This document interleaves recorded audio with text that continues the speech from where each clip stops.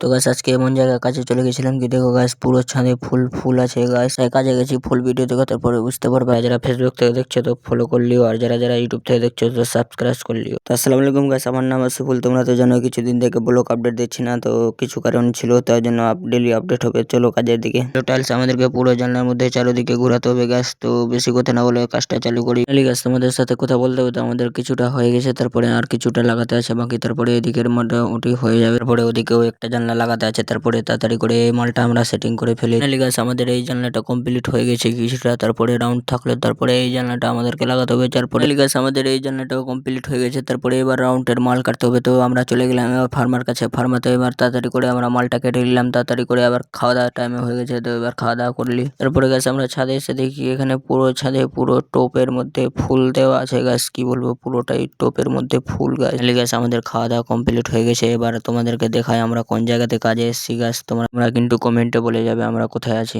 তো এই জায়গাটাকে কে চিনো একটু বলে যাবে। জায়গাটা অনেক ঘুরলাম, তো চলো কাজের দিকে একটু কাজও করতে হবে, কেন কি আমাদেরকে যেতে হবে আবার বাড়ি। পরে যেগুলো মাল আমরা কেটে গেছিলাম তারপরে এগুলো মাল আমাদেরকে লাগাতে হবে রাউন্ডের মধ্যে। তো রাউন্ডটা আমরা লাগাতে চালু করে দিচ্ছি। এবার তোমাদের সঙ্গে দেখা করি লাগিয়ে কিছুটা। পরে ফাইনালি গাছ কিছুটা লাগাবা হয়ে গেছে আমাদের। তারপরে দেখলাম রাউন্ডটা কেমন হয়েছে একটু কমেন্ট করে বলবো। টাইলসটা কেমন লাগছে রাউন্ডের মধ্যে। তারপরে আর কিছুটা আছে গাছ, তোমাদের সাথে কথা বলতে বলতে আমাদের এই রাউন্ডটা পুরো লাগাবা হয়ে গেছে গাছ। দেখতে পাচ্ছ কেমন লাগছে একটু কমেন্ট করে বলবে। পরে আজকের জন্য এটুকুই, আবার কালকের দিন ওই রাউন্ডটা লাগাবো, তারপরে নেক্সট ব্লকে আবার দেখা হবে গাছ। তো এটা যদি ভালো লাগে থাকে লাইক কমেন্ট শেয়ার করে দিবে।